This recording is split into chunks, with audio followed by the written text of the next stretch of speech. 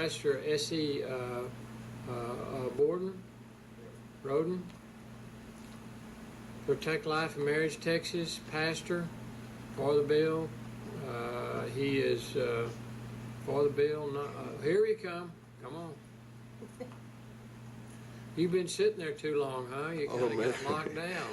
I have been. But I'm delighted to be here. My name is Stephen Broden. I'm with Protect Life and Marriage, Dallas, Texas, and I'm speaking for the bill. Pastor, I have you on your witness affirmation as S.E. S.E. S.E. Okay. Right. Okay, and I thank Representative Simmons for the bill. And you're representing Protect Life and Marriage, Texas, yes. And yourself, correct? And myself, yeah. Okay, very good. Now go ahead.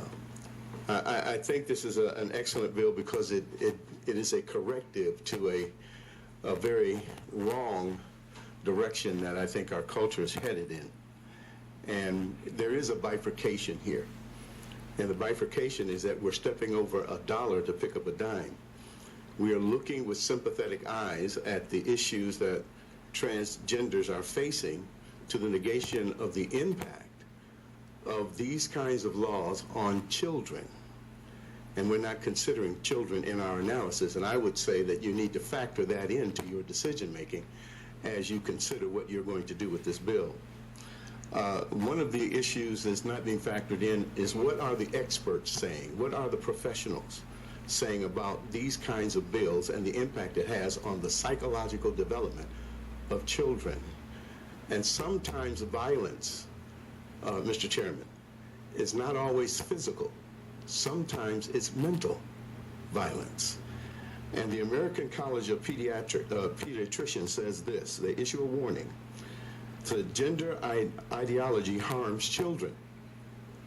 The American College of Pediatricians urge healthcare professionals, educators, and legislators to reject all policies that condition children to accept as normal a life of chemical or surgical impersonation of the opposite sex. In fact, not ideology, but determine reality by what we are facing. And they give 4 ideas here, and I want to share them with you because I think it will help you to make your decisions based upon not only your sympathetic spirit, but with facts and figures that will help you to make your decision with respect to protecting children.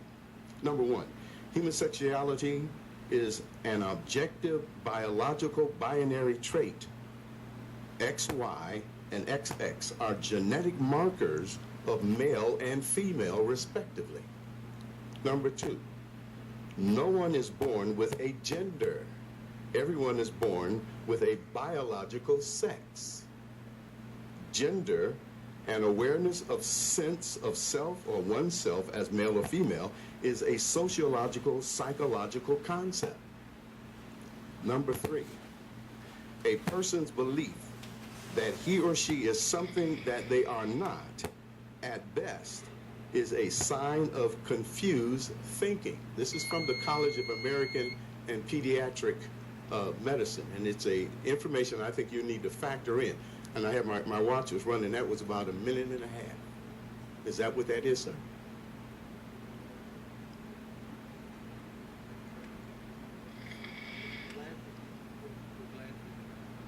Okay, let me wrap up by simply saying this. That this is a very complicated issue, and I understand the significance of your decision making here. But I would ask that you err on the side of safety of our children, and that they are going to be exposed to things that are going to do violence to their psychological development. When they, at 10 and 11-year-old, go into a bathroom and discover the opposite sex, when they have been trained by their parents to go to the female's bathroom, if you're a female, and boys go to the boys' bathroom when they're little boys. So the children has to be factored in on this. And again, I would say to you, Mr. Chairman, and also to my representative, Helen Gettings, who said, in your experience, you haven't heard anything, and you haven't heard about any violence. May I say to you, your experience is not all-inclusive. And because you're not exposed to many things that you are unaware of across this state and across this nation, doesn't mean that it doesn't happen. Doesn't mean that it doesn't happen. It is happening. Thank you. And we need to be cautious about Let me that. ask you a question, Yes, sir. Master, because I'm glad everybody's here, and what we're doing here is try to listen to everybody. Right. Try to do things that are good for the state. When you have a transgender, Right. dresses just like a female, looks like a female, Right. where do you suggest is the most appropriate? And I'm talking about the adult situation, because I'm troubled by the children situation just like you are. Where do you suggest they go to the bathroom? Where's the most appropriate thing? Where should they go to the bathroom? What's their alternative? What do you think they should do? Well, you're asking me for my personal opinion. Yeah. In my personal opinion, they should go to the bathroom of their biological. So dress like a female, looks Right. like a female, wearing a dress, you think they should go to the men's room? I do. Yes. Because he is a man, and he's biologically a man. Yeah, And but dress here's doesn't determine I his understand, gender. but I'm talking about the reality. Right. Sure. Here's the problem with that. Right. First off, I believe that people fall in that category going to private stall and nobody knows.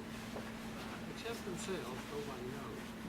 Now, if they go into the men's room, as you're suggesting, Right. wearing a dress, there's going to be a riot in there. Somebody's at risk. Do you Well, think I think so just I'm trying to right. understand how that. I'm trying to understand how that Right. is a better safety. How that's a better safety. Right. I'm just scratching my head on how Well, I understand. anybody is safer, because it seems to me that this is what's going on for a long time without incident. Well, I don't know how long it's been going on, but I can tell you this: you are presuming upon the circumstance that it will be a violent situation. That's a presumption. You don't know that. I think if one walks in, now I can give you my opinion on it. You gave me yours, and you gave me the issue that you're scratching your head about. I don't know if it's going to be a violent situation if a man walks in dressed as a woman into a man's bathroom.